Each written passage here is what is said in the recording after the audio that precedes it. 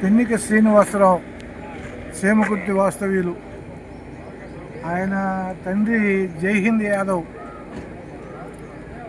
వాళ్ళకి ఆదర్శ భావాలు, ప్రగతిశీల భావాలు పుట్టుకతోటే వచ్చినాయి. ఆ జైహింద్ యాదవ్ గారి అసలు పేరు ఏమిటో ఎవరికి తెలియదు. స్వాతంత్ర సమరంలో ఎడల అతను చూపించినటువంటి ఆసక్తితో ప్రజలందరూ ఇతర జిల్లాల వాళ్ళకు పరిచయం ఉంది. ఆయన నాకు తెలిసి గుంటూరు వాళ్ళకి, కృష్ణా జిల్లా వాళ్ళకి, నెల్లూరు జిల్లా వాళ్ళకి పరిచయం ఉన్న విషయం నాకు తెలుసు.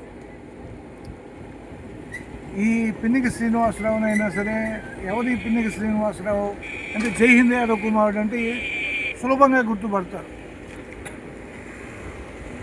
సేమకుర్తి 100 సంవత్సరాల నుంచి రాజకీయ కేంద్రమే.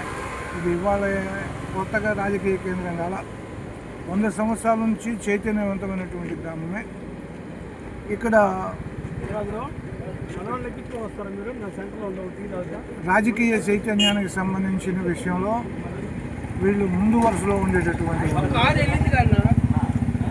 అందులో ఇతడు ఇంకా చాలా చాలా చాలా చాలా ముందుకు వెళ్ళి సమానత్వం సాధించాలనేటువంటి ఆలోచనతో మావోయిస్టు కూడా అవడం జరిగింది. ఆ కారణంగా పోలీసుల ద్వారా చిత్రహింసలకు గురైనటువంటి సందర్భం కూడా ఉంది.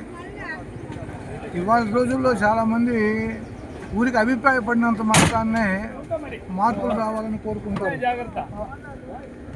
అభిప్రాయపడితే మార్పులు రావండి, పూనుకొనివి పనిచేస్తే మార్పులు వస్తాయండి.